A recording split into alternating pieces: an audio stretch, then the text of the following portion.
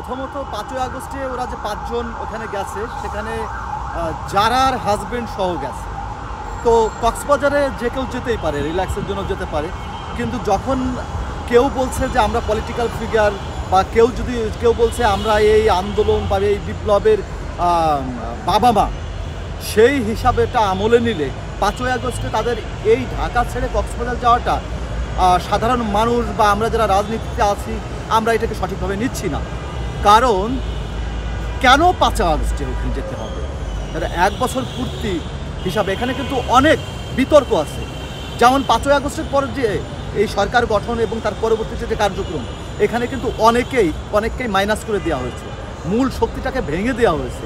ভেঙে দিয়ে এখানে কিছু ভাই ব্রাদার টিম নিয়ে এই বিপ্লবের শক্তি বা এই সফলতাকে কুক্ষিগত করার যে ভাবনা, সেই ভাবনাটা অনেকেই ভেবেছে এবং সর্বোচ্চ চেষ্টা করে গেছে।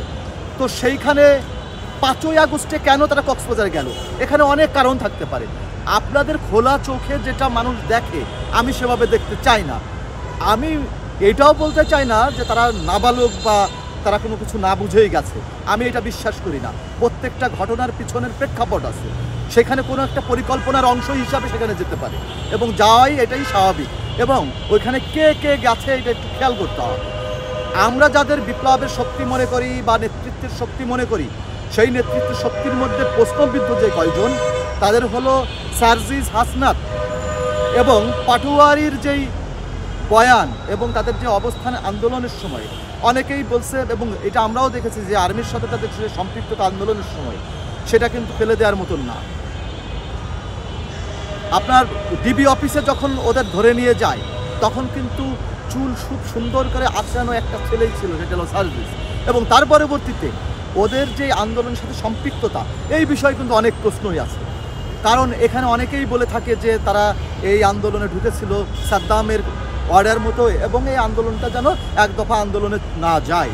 এবং এইটাও দেখেছি যে যুব দলের মানে ছাত্র দলের একটা ছেলে যখন ঢাকা ইউনিভার্সিটিতে বলছে যে তুমি কে, আমি কে, রাজাকার রাজাকার, কে বলেছে স্বৈরাচার স্বৈরাচার, সেখানে তাকে থামিয়ে দিচ্ছিল যে দুটো ছেলে, তার মধ্যে একটা ছিল হলো আসিফ আর একটা ছিল সার্জিস।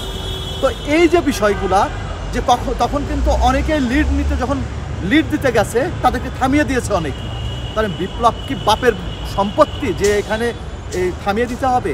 এটা তো 15-16 বছরের কথা বলা হচ্ছে। কিন্তু বাংলাদেশে যে রাজনৈতিক দুর্বৃত্তায়ন, বাংলাদেশের যে অপরাজনৈতিক চর্চা, সেটা তো 54-55 বছরের হিসাব করতে হবে আমাদের। এটা 16 বছরে আটকে থাকা যাবে না।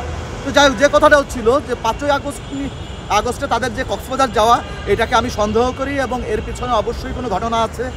আমাদের বারবার কিন্তু পত্রিকায় এখন বেরিয়ে আসছে যে কে কখন বিগত 15 বছরে বা 16 বছরে তাদের পক্ষাবলম্বন করেছিল, হ্যাঁ তাদের পক্ষে ছিল এবং হাসিনার সাথে থেকে সবচেয়ে বড় সন্ত্রাসী কার্যক্রম করেছে। হাসিনা তো একটা ব্যক্তি, সে তো একটা সাম্রাজ্য তৈরি করেছিল।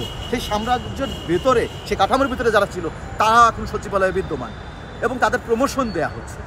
এমতো অবস্থায় যে আমলাতন্ত্র, যে ব্রাহ্মণ্যবাদী সিস্টেম, এই সিস্টেমকে এখনও ভাঙা হয়নি এবং সেই সিস্টেমের উপরে দাঁড়িয়ে এই অন্তর্বর্তীকালীন সরকার এই রাষ্ট্র পরিচালনা করছে এবং সামনের যে নির্বাচন কেন্দ্রে একটা ঘোষণা দেওয়া হয়েছে।